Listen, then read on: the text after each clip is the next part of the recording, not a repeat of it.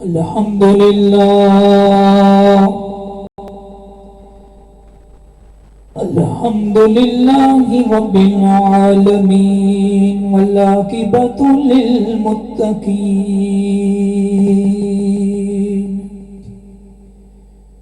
والصلاة والسلام على سيد المرسلين وعلى آله وصحابه أجمعين أما بعد فأعوذ بالله من الشيطان الرجيم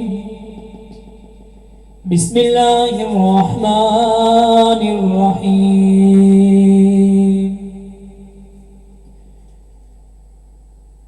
إن الله وملائكته يصلون على النبي يا أيها الذين آمنوا صلوا عليه وسلموا تسليما الصلاة والسلام عليك يا رسول الله وعلى آلك وصحابك يا نبي الله الصلاة والسلام عليك يا رسول الله وعلى آلك وصحابك يا رحمة للعالمين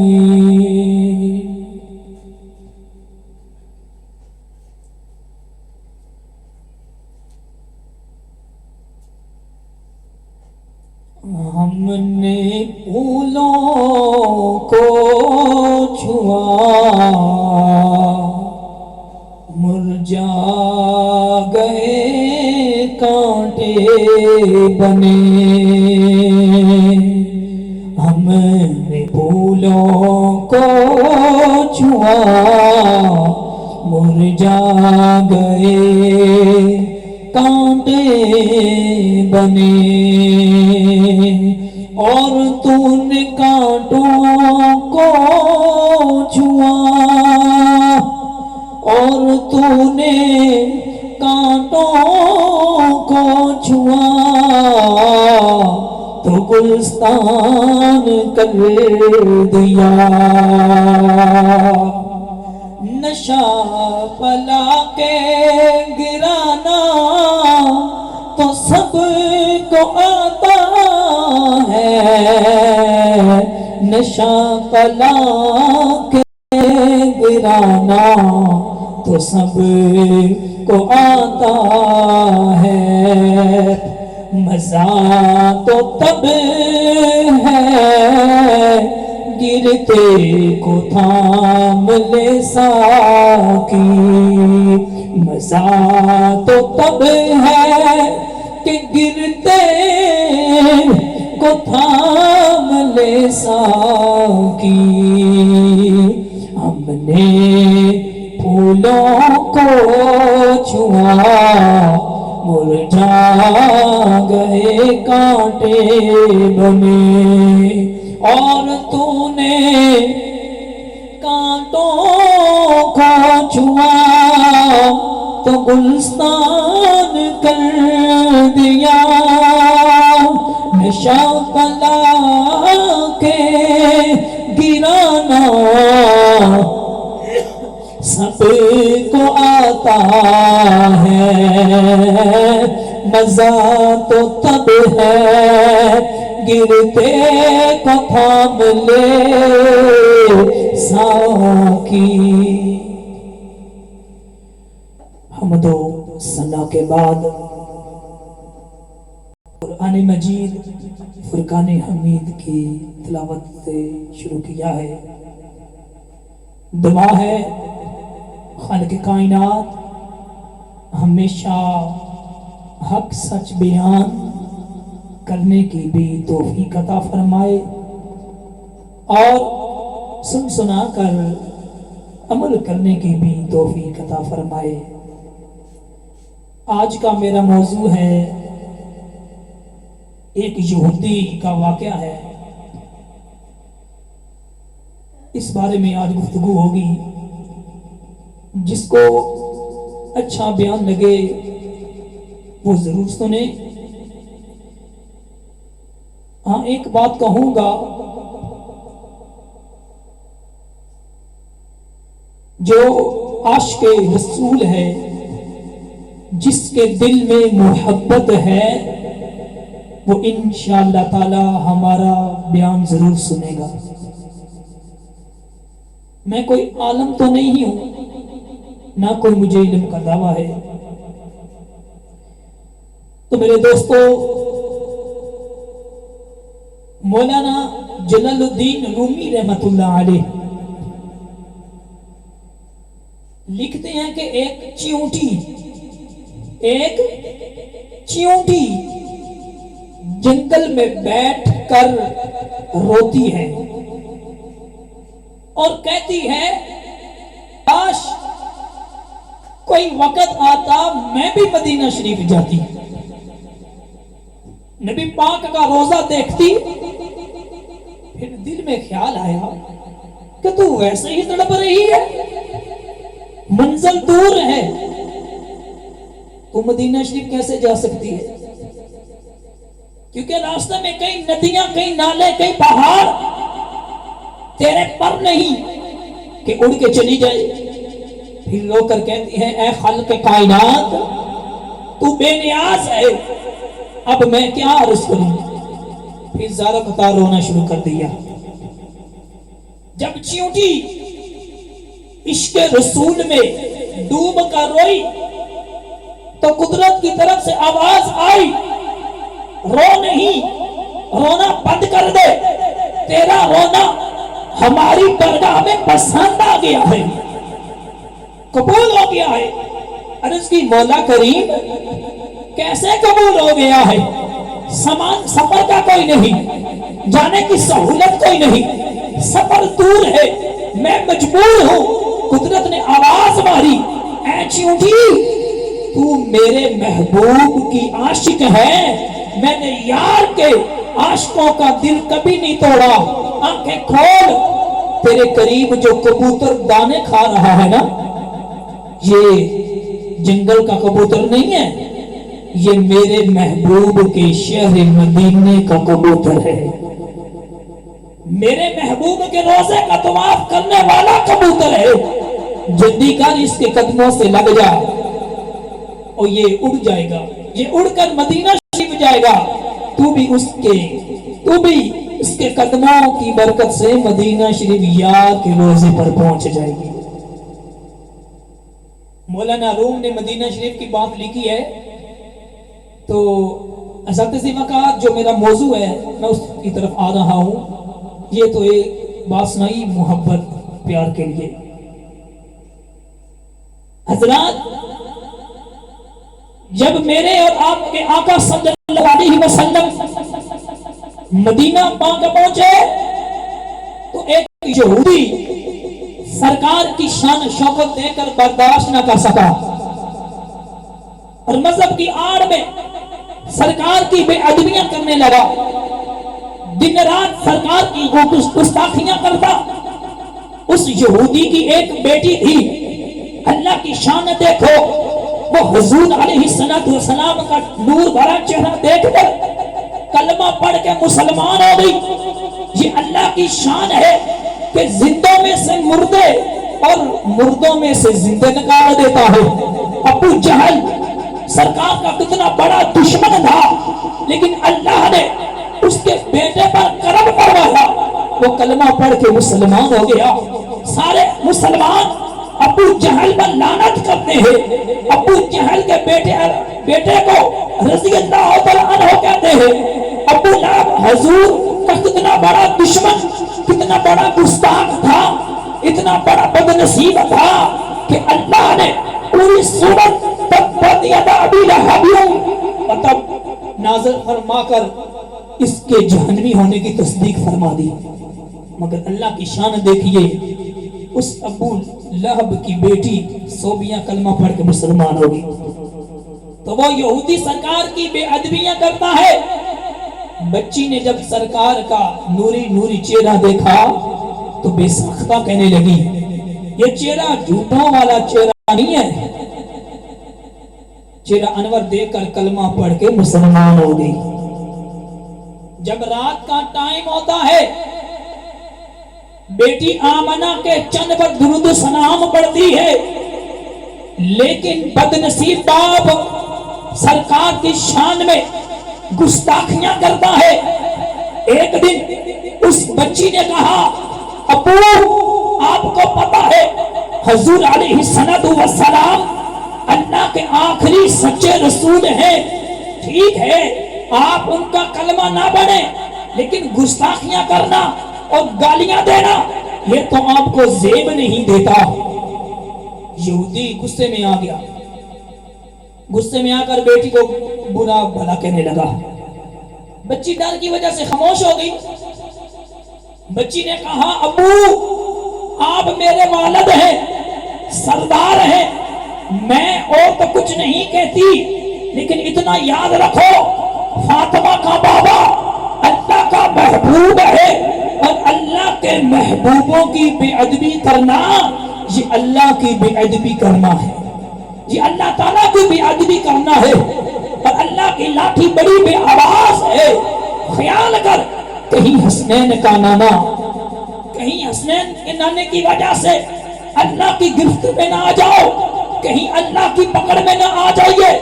وہ یہودی تھا، اللہ کو مانتا تھا لیکن حضور کا منکر تھا، اور گستاخ ان چیزوں کا وکال نہیں تھا۔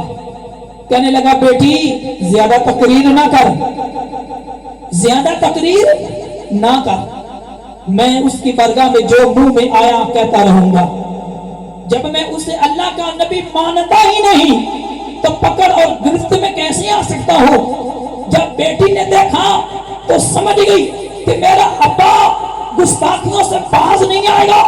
اب اس نے اللہ کی بارگاہ میں دعا کی، اے خالق کائنات تو دیکھ رہا ہے میرا باپ تیرے محبوب کی بے ادبی سے باز نہیں آ رہا، اس پر کوئی ایسی مصیبت نازل کر کہ تیرے رسول کی بے ادبی سے باز آ جائے۔ اللہ اکبر۔ حضرات اللہ تعالیٰ فرماتا ہے کہ ماں باپ کے لیے رحمت کی دعا کرو، لیکن یہودی کی بیٹی باپ کی مصیبت کے لیے دعا مانگ رہی ہے۔ کیوں؟ اس لیے کہ وہ بتانا چاہتی تھی کہ لوگوں ماں باپ بعد میں ہے، اللہ اور اس کے رسول کی محبت پہلے ہے۔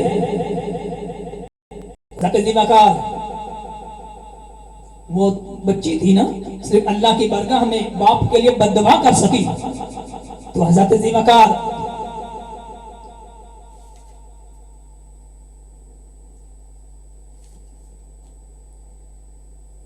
تو یہ کر رہا تھا کہ یہودی کی بیٹی نے دیکھا کہ حضرت صلی اللہ علیہ وسلم آرام فرما رہے ہیں،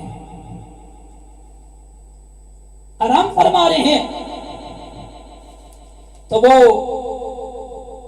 بیٹی نے جب بد دعا کی نا تو اس یہودی کی اللہ تعالیٰ نے بینائی ختم کر دی، آنکھوں کا نور ختم کر دیا۔ خالق کائنات میرے باپ کو کسی ایسی مصیبت میں گرفتار کر دیا کیونکہ وہ بے ادبی کرتا تھا،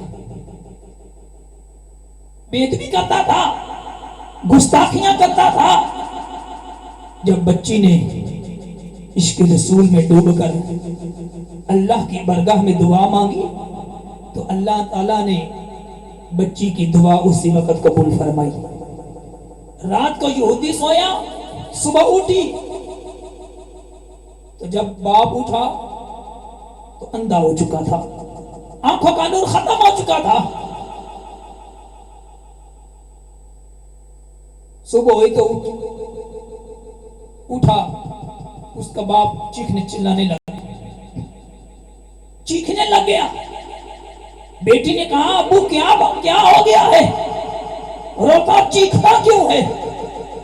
یہودی نے کہا بیٹی میری آنکھوں کا نور غائب ہو گیا ہے، میں نبینا ہو گیا ہوں، بیٹی میری آنکھیں درد سے پھٹ رہی ہیں. بچی کہنے لگی ابو میں کہتی تھی نا کہ اللہ تعالیٰ کے محبوبوں کی بے ادبی نہ کیا کر، نہ کیا کر، نہیں تو اللہ کی پکڑ میں آ جائے. یہودی رو کے کہنے لگا میں تڑپ رہا ہوں تو تانے دے رہی ہے، جلدی کا کوئی حکیم بلا کر لا، کوئی طبیب بلا تاکہ مجھے آرام آ جائے، میرا درد ختم ہو جائے.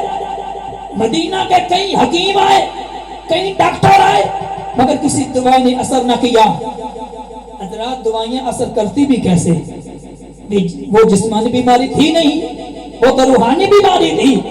یہودی دن رات تڑپتا ہے، روتا ہے. جب وہ روتا ہے تو بچی بھی والد کی بیماری دیکھ کر رو پڑتی ہے.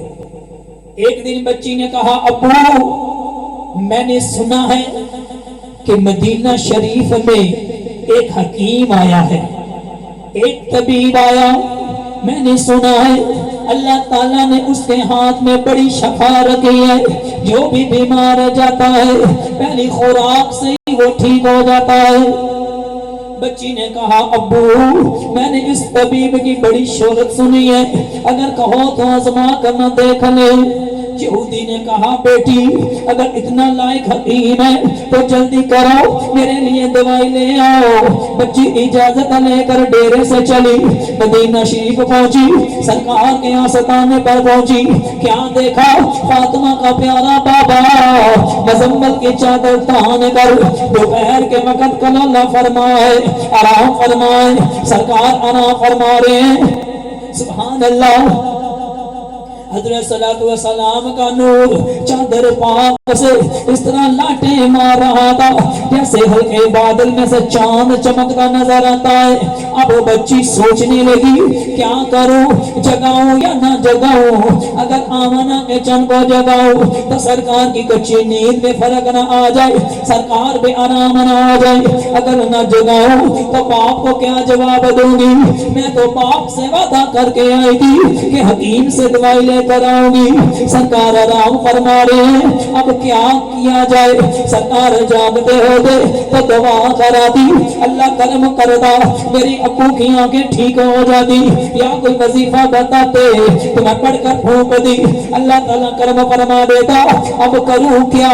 کافی دیر سوچتی رہی، آخر جانے کا پروگرام بنا لیا، آخر جانے کا پروگرام بنا لیا. یہودی کی بیٹی نے دیکھا کہ حضرت صلی اللہ علیہ وسلم آرام فرمائے، جگایا نہیں کہیں بے ادبی نہ ہو جائے. دل میں سوچنے لگی اب کیا کروں؟ خیال آیا اگر خالی چلی گئی تو باپ کو کیا جواب دوں گی، کہیں ابو ناراض نہ ہو جائے. ابھی سوچ ہی رہی تھی کہ بچی کی نگاہ حضور کے مقدس جوڑے پر پڑی. اس نے حضرت صلی اللہ علیہ وسلم کا جوڑا اٹھایا. کون سا جوڑا؟ جس کے بارے میں مولانا حسن رضا خان فاضل بریلوی فرماتے ہیں سر پر رکھنے کو مل جائے اگر نالین پاک حضوری، پھر کہیں گے ہاں تاجدار ہم بھی ہیں. میرے دوستو بچی نے سرکار کے جوڑے اٹھائے، ان کے تلووں پر جو مٹی لگی ہوئی تھی نا وہ کھرچ کے نا دوپٹے کے پلوں میں باندھ لی، چادر میں باندھ لی. وہ بچی حضور علیہ السلام کے قدموں کی خاک لے کر، جوتیوں کی خاک لے کر جب گھر پہنچی تو باپ نے کہا بیٹی حکیم صاحب ڈاکٹر صاحب سے ملاقات ہوئی ہے؟ عرض کی ابو جی ہو گئی ہے. اچھا بیٹا ڈاکٹر نے کیا کہا ہے؟ عرض کی ابو جی ڈاکٹر نے ایک دوائی دی ہے اور کہا ہے کہ پہلی سلائی سے اللہ تعالیٰ شفا دے گا، پہلی خوراک سے اللہ تعالیٰ شفا دے گا. یہودی حیران ہو کے کہنے لگا بیٹا اتنا قابل حکیم؟ عرض کی ابو جی لگتا تو ایسے ہی ہے. یہودی نے کہا یقین تو نہیں آتا.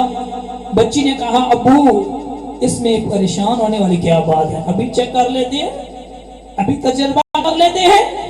یہودی کہنے لگا اچھا پھر آنکھوں میں دوائی ڈال. بچی نے سر میں دانی سے سرمچو نکالا، اور سرکار کے قدموں سے لگنے والی مٹی سر مچھو پر لگا کر جب اندھے باپ کی آنکھوں میں ڈالا تو گاندھی نے تارے نظر آ گئے، آنکھوں کا نور واپس آ گیا۔ بچی نے پھر سرکار کے قدموں سے لگنے والی مٹی سر مچھو پر لگائی، دوسری آنکھ میں لگائی، وہ بھی نور سے منور ہو گئی۔ حضرات دیکھو کیسا لجپال نبی ہمارا، کیسا خوبصورت اللہ نے نبی عطا فرمایا۔ حضرت دیمکار جب یہودی کی آنکھیں نور سے منور ہوئی نا تو ٹھیک ہوئی، تو یہودی بڑا خوش ہوا، ہاتھ اٹھا کر بیٹی کو دعائیں دینے لگا، پھر ڈاکٹر کو دعائیں دینے لگا، اللہ اس کو بھلا کرے جس کے ہاتھ میں اللہ تعالیٰ نے اتنی شفا رکھی ہے کہ پہلی سلائی سے شفا۔ پھر کہنے لگا بیٹی یہ بڑا پیارا حکیم ہے، آج تک میں نے ایسا حکیم نہیں دیکھا جس کی پہلی خوراک سے اتنا نازک مریض ٹھیک ہو جائے۔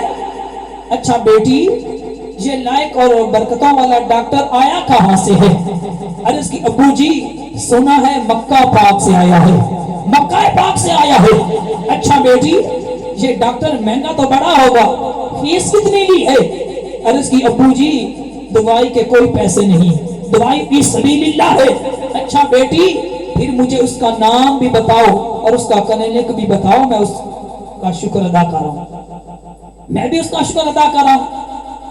بچی نے کہا ابو تجھے نام پوچھنے کی کیا ضرورت ہے، تمہیں شفا چاہیے تو وہ تو مل گئی۔ یہودی کہنے لگا بیٹی ٹھیک ہے لیکن تم نام تو بتاؤ، تم نام کیوں نہیں بتاتی؟ بچی نے کہا ابو میں ڈرتی ہوں کہ تو ڈاکٹر کا نام سن کر اسے گالیاں نہ دینا شروع کر دے، بکواس کرنا شروع کر دے۔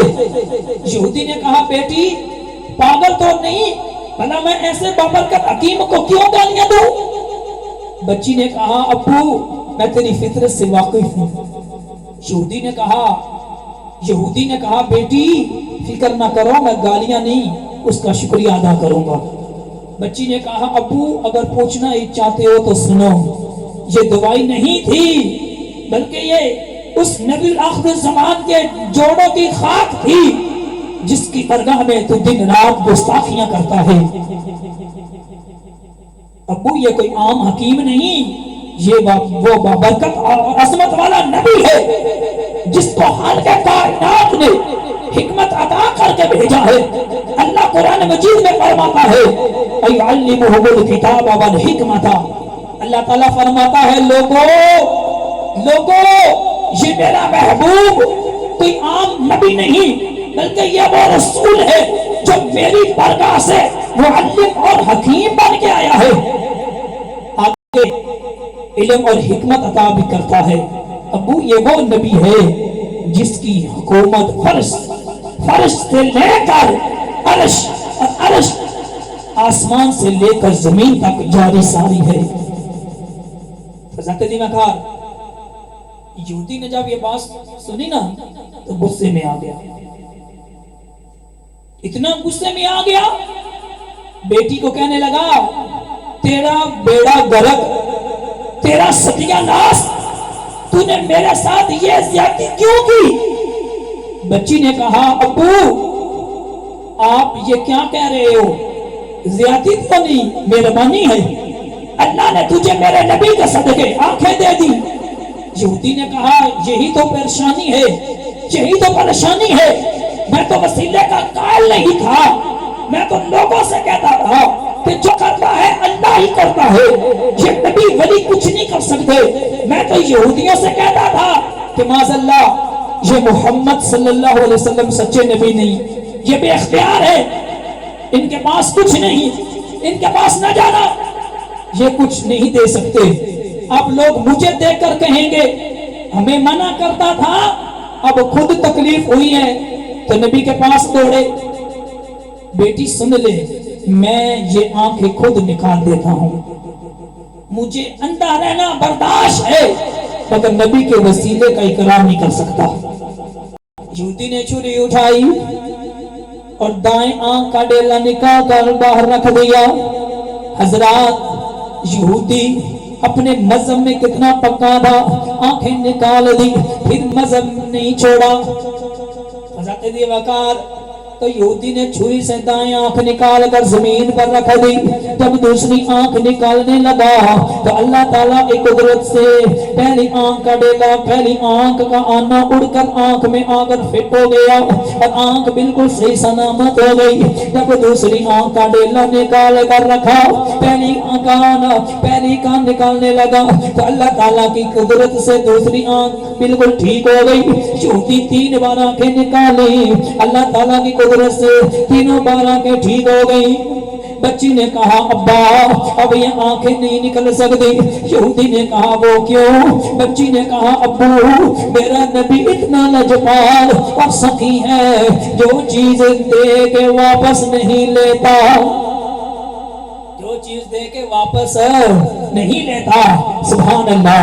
جب یہودی چوتھی بار نکالنے لگا تو قدرت کی طرف سے آواز آئی وہ بدنصیبا، ہم نے تو یار کے قدموں سے لگنے والی مٹی کے صدقے سے تجھ کا جہنم کی آگ حرام کر دی ہے، مگر تو ہے کہ آنکھیں بھی نکال رہا ہے۔ جب یہ آواز آئی تو یہودی کے دل کی دنیا بدل گئی۔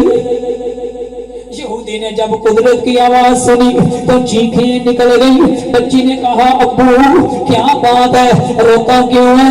کہنے لگا بیٹی میں رو اس لیے رہا ہوں کہ جس نبی کی درگاہ میں بے ادبی کرتا رہا ہوں، اللہ تعالیٰ نے اس نبی کے صدقے آنکھوں کا نور بھی عطا فرمایا اور جہنم سے آزادی دے کے جنت کا ٹکٹ بھی عطا فرمایا۔ بیٹی جلدی کر میرے گلے میں میرا ماما ڈال کے مجھے مجرموں کی طرح گھسیٹ کے نبی کی درگاہ میں لے چل، تاکہ پتہ چل جائے جو نبی کا گستاخ ہو اس کا یہی حال ہوتا ہے۔ بچی نے سنا تو خوشی کے آنسو آ گئے، چہرہ آسمان کی طرف کر کے رض کی مولا تیرا بے حساب مرتبہ شکر ہے کہ تو نے یار کی خاطر میرے ابو کو آنکھیں بھی عطا کر دی ہیں اور ایمان کا چراغ بھی روشن کر دیا ہے۔ اب وہ بھی اپنے ابو کو ساتھ لے کر سرکار کے دربار میں چل پڑی۔ یہودی کہنے لگا بیٹا میرے گلے میں کپڑا ڈال، مجھے مجرموں کی طرح لے چل۔ بچی نے کہا ابو یہ آمنہ کا لال کوئی سیاسی لیڈر نہیں، کوئی دنیا کا سلطان نہیں، بلکہ یہ وہ نبی آخر زمان ہے جس کو اللہ تعالیٰ نے رحمت کا تاج پہنا کے بھیجا ہے، جس کی شان ہے رؤوف الرحیم، جو گالیاں سن کر جواب گالی سے نہیں دیتا بلکہ گالیاں دینے والوں کو دعائیں عطا فرماتا ہے، پتھر مارنے والوں کو سینے سے لگاتا ہے، کوڑا پھینکنے والوں کو دعائیں دیتا ہے۔ ابو تو نے میرے آقا کو قریب سے دیکھا ہی نہیں، اگر قریب سے دیکھ لیتا کب کا مسلمان ہو چکا ہوتا۔ ابو تو چل تو صحیح، آمنہ کے چل کا، آمنہ کے چن کا دیدار تو کل پھر خود ہی تے فیصلہ کر لینا۔ یہودی چل پڑا، سرکار اپنے یار وہار کے ساتھ مسجد نبی میں تشریف فرمائے۔ ادھر یہودی مسجد کے قریب پہنچا، ادھر صدیق اکبر نے رض کی سانیاں ذرا چہرہ و دعا اٹھاؤ، لگتا ہے گالیاں دینے والا یہودی ایمان کی خیرات لینے آ رہا ہے۔ ہم سرکار نے جب چہرہ اٹھایا تو یہودی کی نظر پڑی، چہرہ اٹھایا تو یہودی کی نظر پڑی تو اس کا وہیں کام ہو گیا۔ لگ گئی چوٹ محبت والی،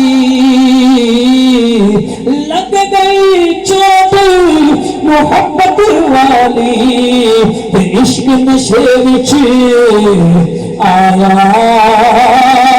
تن من دی رہی خبر نہ کائی، ایسا عشق نے تیر چلایا۔ بچی نے کہا ابو کیا ہو گیا ہے؟ یہودی نے کہا بیٹی کیا بتاؤں۔ جب یہودی سرکار کے قریب ہوا تو میرا نبی اس کی محبت کی خاطر، دل جوئی کی خاطر اٹھ کے کھڑا ہو گیا۔ ادھر آمنہ کا لال کھڑا ہوا، ادھر یہودی سرکار کے قدموں میں گر پڑا۔ یہودی کی بیٹی نے ہاتھ جوڑ لیے، عرض کی بابلاسی کارن بیٹی تے عرضاں پیش سنایا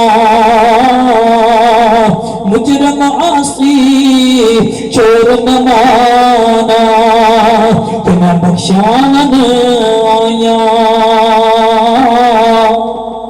کریم رحیم نبی نے یہودی کو سینے سے لگا کر کلمہ پڑھا کر جنت کا وارث بنا دیا۔ حضرات اس واقعہ کو غور سے سنیں، غور سے دھیان سے سنیں اور ایمانداری سے فیصلہ فرمائے، کیا حضور صلی اللہ علیہ وسلم کے قدموں سے لگنے والی مٹی نے یہودی کی مشکل حل کی یا نہیں؟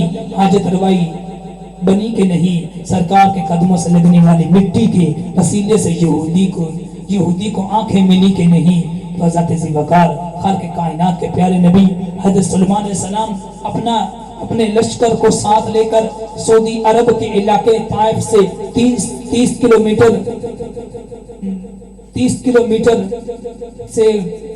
کلومیٹر نمل کے پاس سے گزرنے لگے نا، تو اللہ تعالیٰ اس بات کا نقشہ کھینچتے ہوئے فرماتا ہے حتی اذا اتوا علی، یہاں تک کہ وہ جب گزرنے لگے چونٹیوں کی وادی سے، تمام چونٹیوں کی سردار جس کا نام منظرہ طلحہ تھا، کہنے لگی اے چونٹیوں اپنے گھروں میں چلی جاؤ، کہیں بے خبری میں سلیمان اور اس کا لشکر تمہیں کو چلنا دے۔ حضرات تب چونٹیوں کی سردار نے چونٹیوں نے یہ اعلان کیا تو سلیمان علیہ السلام کا لشکر اور حضرت سلیمان علیہ السلام وادی نمل سے 5 کلومیٹر دور تھے۔ اللہ تعالیٰ کے پاک پیغمبر نے 5 کلومیٹر سے اس چونٹی کی آواز سن لی۔ جب اللہ تعالیٰ کے نبی نے اس چونٹی کی آواز سنی تو اللہ تعالیٰ کا قرآن کہتا ہے حضرت سلیمان علیہ السلام ہنستے ہنستے مسکرا دیے، پہلے ہنسے پھر مسکرانے لگے۔ حضرت ذی وقار اللہ تعالیٰ عشق مصطفیٰ نصیب فرمائے۔ واخر دعوانا ان الحمدللہ رب العالمین۔